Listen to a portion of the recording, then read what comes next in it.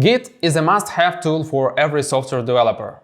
If you've heard about it but never used it, don't worry. In this video, you will learn what is Git, how it differs from GitHub, and what do you need to do to install and configure Git from the outset. And subscribe to our channel to get more Git skills. Hi, my name is Alex. I'm a full-stack engineer at Railsware, and this is the first video in our Getting Started with Git series. This tutorial requires basic knowledge of terminal for Mac or command line for Windows and Linux.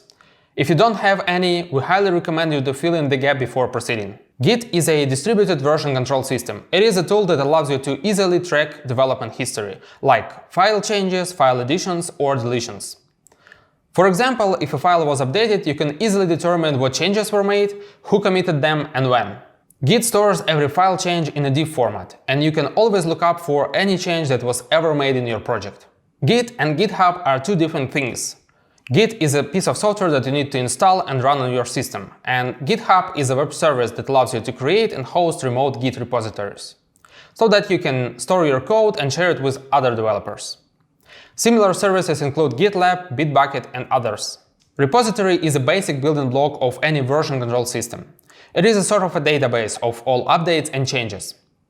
Regular version control systems rely on local repositories only, where the entire work is carried out. The local repository contains the full commit history on your computer, but it's not shareable. The remote repository is a centralized server shared by the team. Your teammates push their commits into it. Git allows you to use both local and remote repositories. And here is how Git workflow looks like. A committed file is safely stored in your local repository. A staged file is a marked modified file and its changes are included into your next commit. A modified file or a working copy has been updated but not committed to your repository yet. Now let's take a look at the most important Git commands.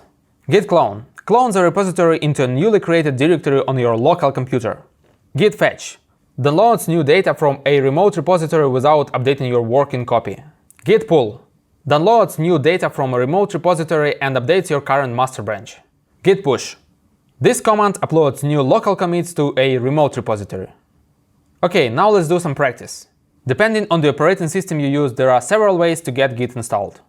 For macOS, if you already use Xcode or its command line tools, you may already have Git installed. To verify this, type git -- version in your terminal.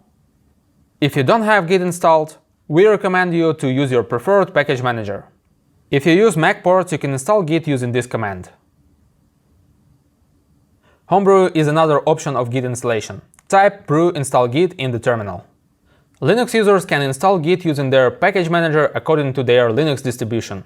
You can find more information about installation on other Linux and Unix distributions on the Git website. Windows users can download the Git for Windows installer here. During the installation, choose the default option on each screen.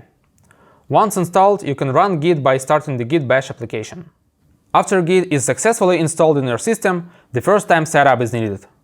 We will do it only once using the git config command. It allows us to set configuration values on how Git looks and operates. First, we'll start with setting personal identity. Type git config -- global username and email address. We'll use the same command, only this time it will be email. This information is immutable and used for commits to be done in the future. Pay attention to the global level of configuration we applied. It means the values will be stored in a user's home directory.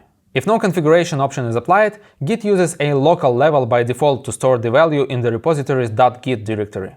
There is also a system level configuration, which covers all users on the operating system and all repositories. Once we're done with setting up identity, we can configure the Git text editor. You can skip this step if you're okay with the system's default editor, which is generally Vim.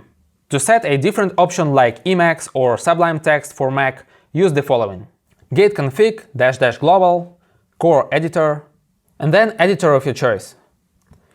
To check whether all values have been set properly, use the git config -- list command. It lists all the Git configuration as yet. Beginning is often challenging, and you may need help while using Git. To get some, you can always refer to a manual page via git help command or git command -- help, or even man git command. For example, we can take a look at manual for config command. You can use this help info in your terminal even offline.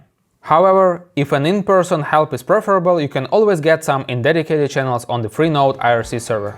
Now we are ready to get going with Git. Next time we will learn how to set up local and remote repositories, and we will discover more Git commands. Stay tuned with Railsware, subscribe to our channel and press like if you find this video helpful. We'll see you in the next video.